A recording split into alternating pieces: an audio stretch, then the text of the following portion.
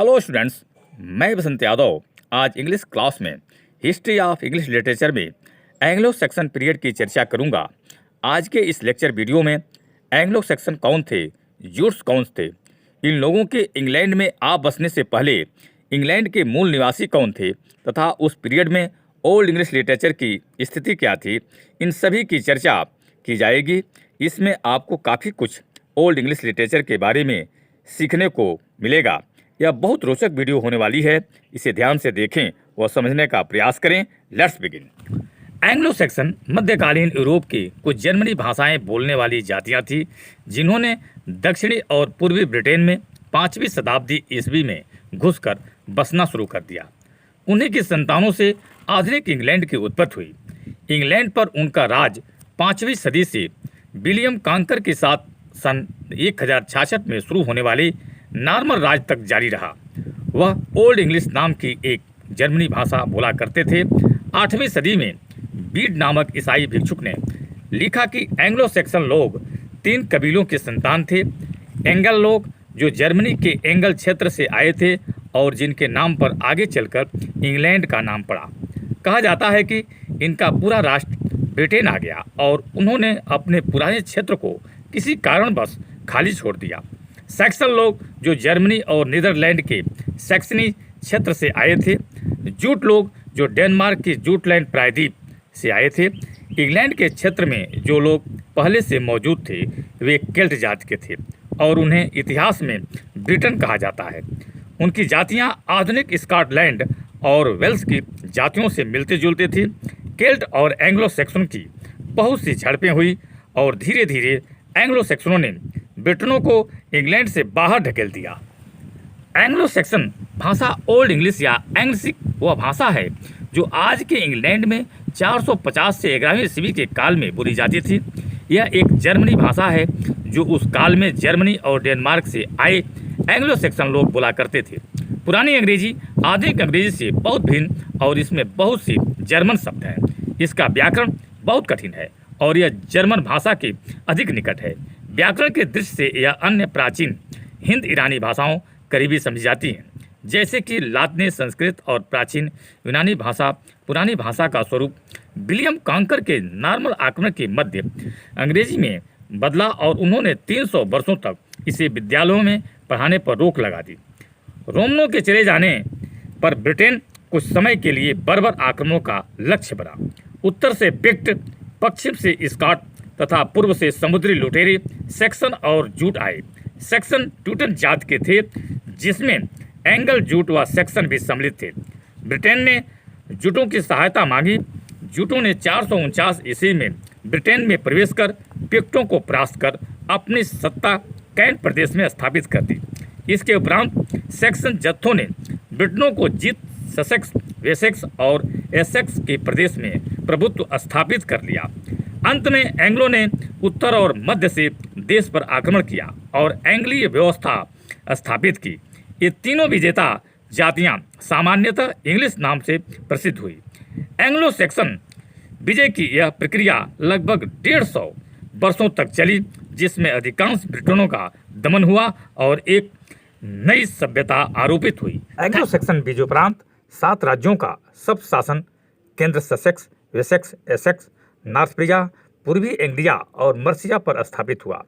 पारस्परिक युद्धों में 3 राज्य मर्सिया, नॉर्थब्रिया तथा वेसेक्स अपनी विजयों के कारण अधिक शक्तिशाली हुए।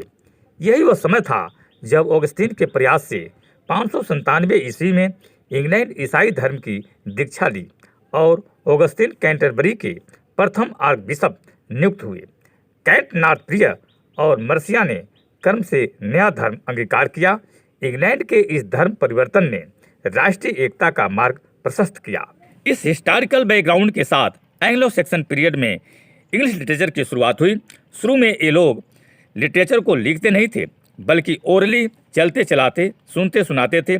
बाद में रोमन मिशनरियों के माध्यम से रोमन अल्फ़ाबेट सीखकर लिखने लगे, जिसमें heroic poem, religious poem, love poem, Chronicle, sermons, riddles आदि लिखते थे। ये लोग ज़्यादा से ज़्यादा अपने वर्क में एलिट्रेशन का प्रयोग करते थे।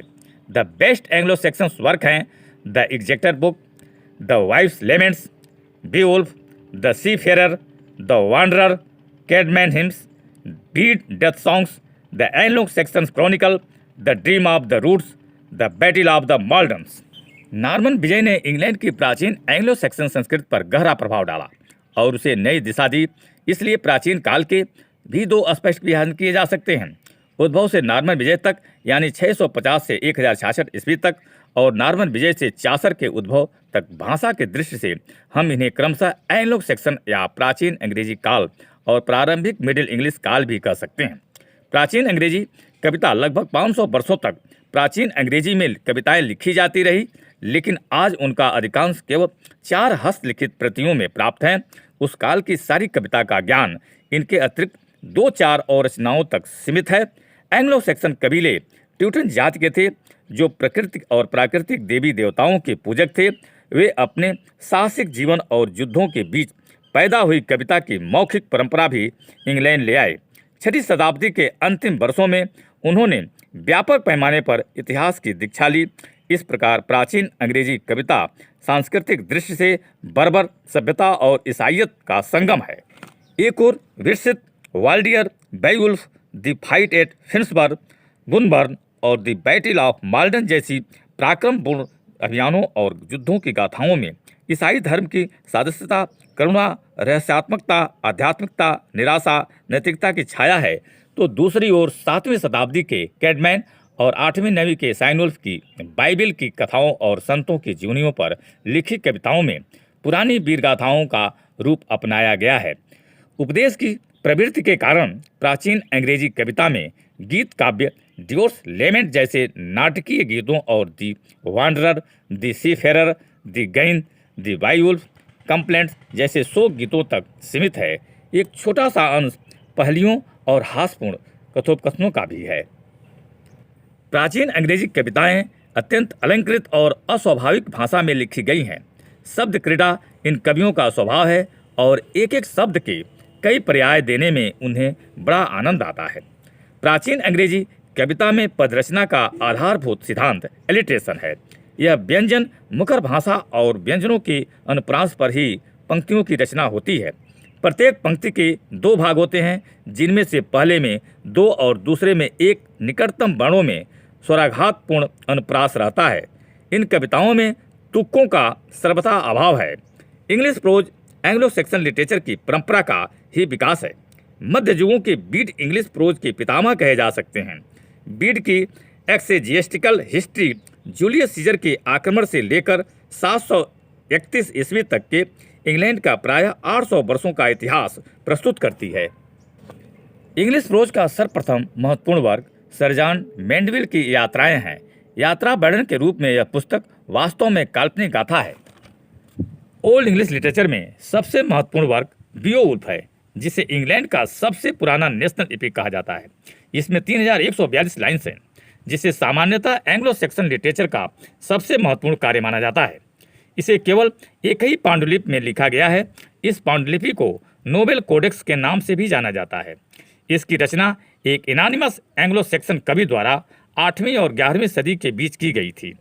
इसके बाद इंग्लैंड के विलियम फर्स्ट, जिसे आमतौर पर विलियम द कॉन्करर भी कहते हैं, इंग्लैंड का पहला नॉर्मन राजा था।